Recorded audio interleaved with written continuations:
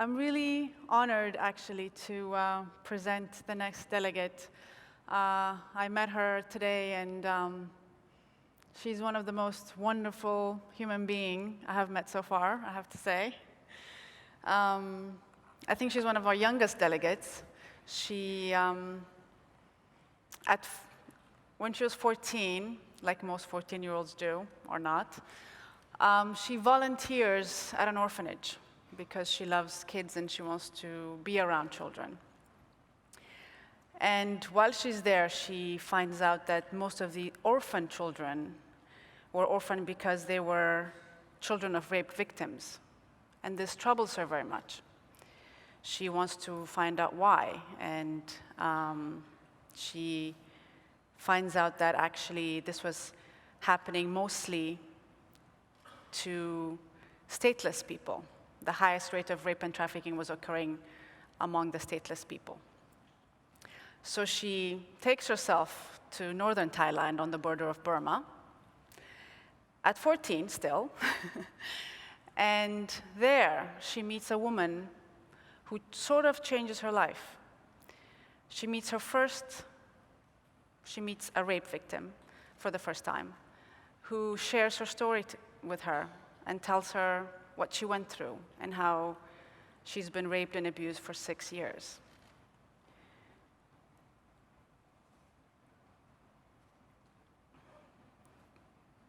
This inspires her. This probably angers her, even though when you see her, you can tell that she has no anger in her. This mostly makes her want to do something about it, make a difference. So she goes back and with her high school friends starts an organization called Voices. And this organization's goal is to help orphans and abused women. So she creates a volunteer program and she does programs that donates for shelters for abused women. She's now at NYU, she's now 19, and she's trying to see how she can better the world further.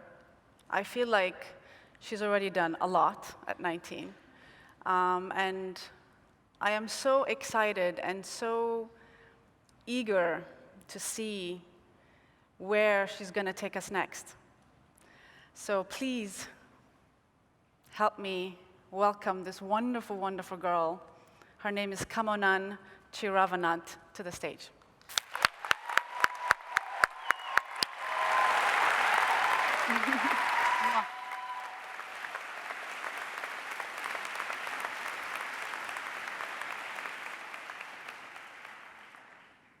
Sawadee ka.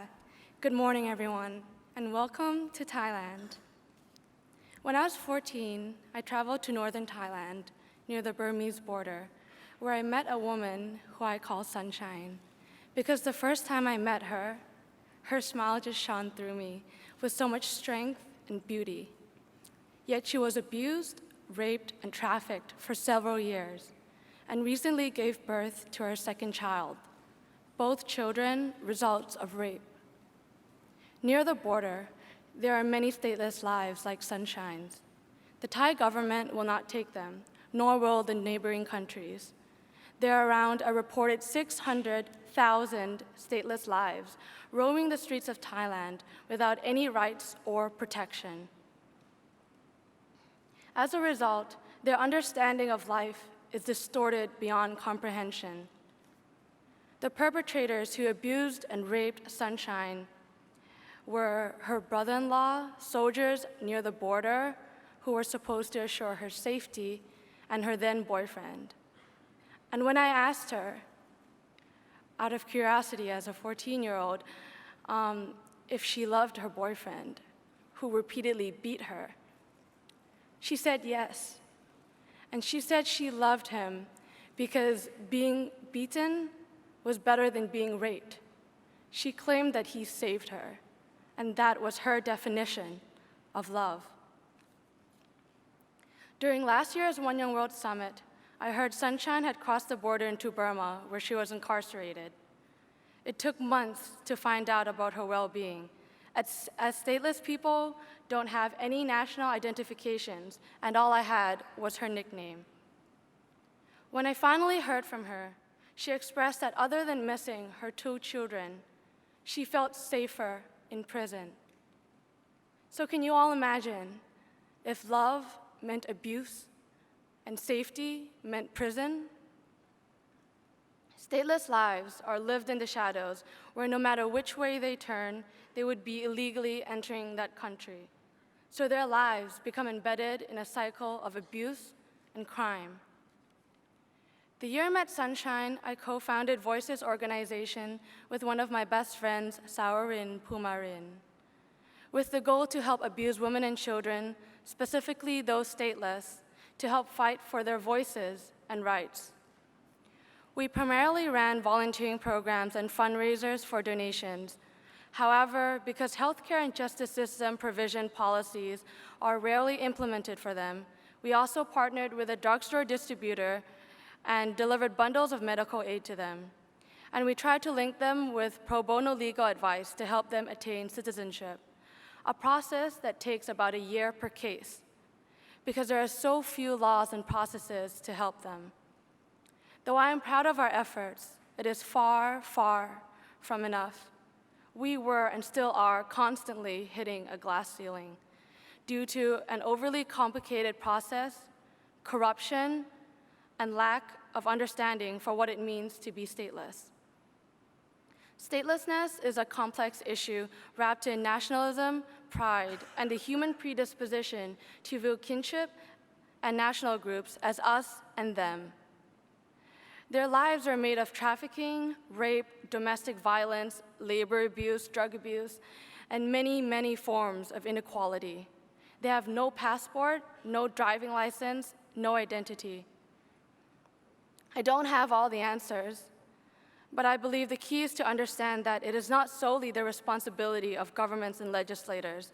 It is the responsibility of us all. Governments can enforce more safety measures and more effective pathways to citizenship. And as the government's most valued asset, the private sector can wield its economic power and influence to say isolating stateless people to crisscross dangerous borders is immoral, and that they are more than willing to help train them, give them jobs, and give them a chance at life. One Young World is a network of aspiring changemakers representing countries from all around the world. Each of us on our name tags has a name of a nation or a state, and we are all proud of the countries from which we represent. But what about Sunshine? And according to the UNHCR, another 10 million like her? What flag could they raise at the opening ceremony? What name would they have on their name tag?